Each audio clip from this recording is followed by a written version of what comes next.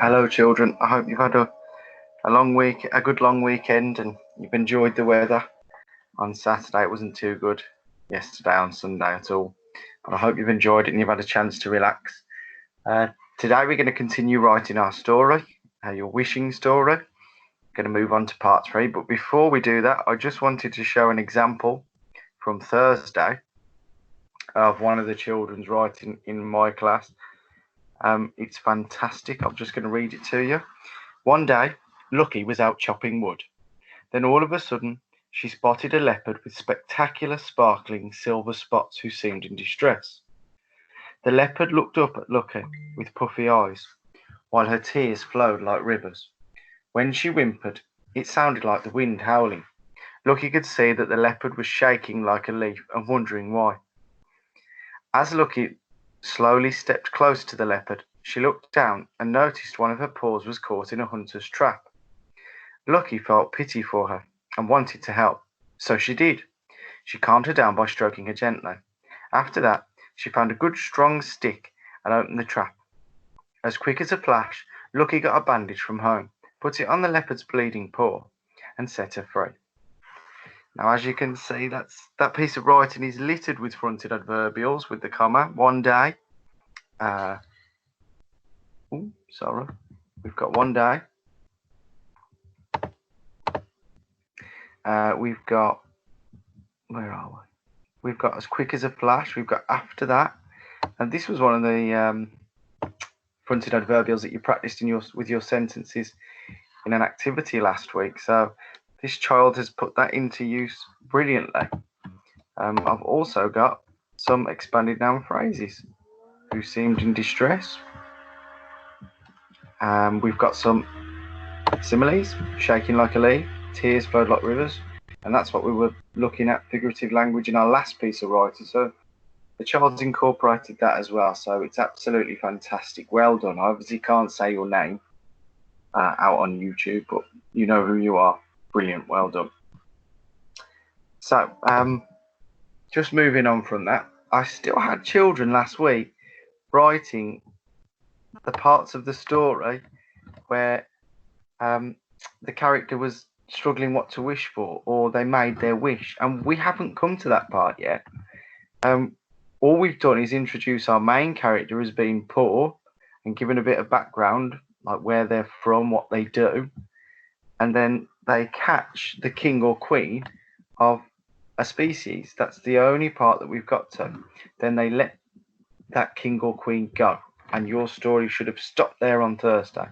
Today, we are going to see the animal granting a wish. So the king or queen is going to grant a wish. It's only a short piece today.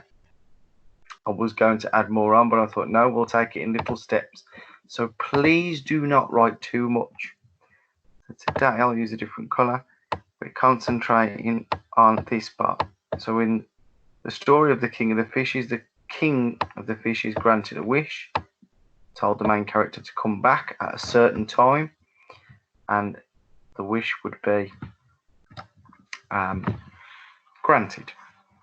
So with that in mind, today, all you need to do, you can use your boxed up plan to help you if you drew it out, which I did recommend that you do. You can look back at the previous video at Pi Corbett's model to help you. So in this section, I want you to grant the main character a wish. Okay, your king or queen needs to grant that main character a wish. So in this example, it will be the queen of the leopards granting a wish, or the king, whichever she chooses. Oh no, hang on, it's a her. It's the queen of the leopards. And then as a challenge, you can use speech and action to describe the character. Again, something we've discussed in our writing lessons and is an expected target at the end of year 4. So I think most of you should be able to complete that challenge. So here's my example, as with other days. Now mine is a very short example. I would expect a bit more from you. This example the other day was 10 times better than my example on Thursday, and that's the way it should be, children. You should be adding much more to this piece of writing. So As soon as the oyster touched the sand, it whispered softly, "Zoe, you have saved the queen of the oysters. I will grant you one wish. Come back to me when the moonlight dances upon the waves, and I will give you what your heart desires." So you can see that there's the action.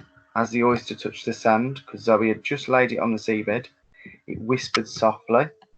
So there's my action, and here comes my speech. Notice how it is separated by the comma. The reporting clause is separated from the speech with a comma. Okay. And then we've got the granting of the wish, and the character says when Zoe has to come back. So your character should be told when to come back. It might be when the moonlight dances. Okay. It might be when the rains fall. Okay. So it's completely up to you. I'm looking forward to seeing your ideas. Just remember to check, because last week I did receive a piece of work with no capital letters or full stops in it whatsoever.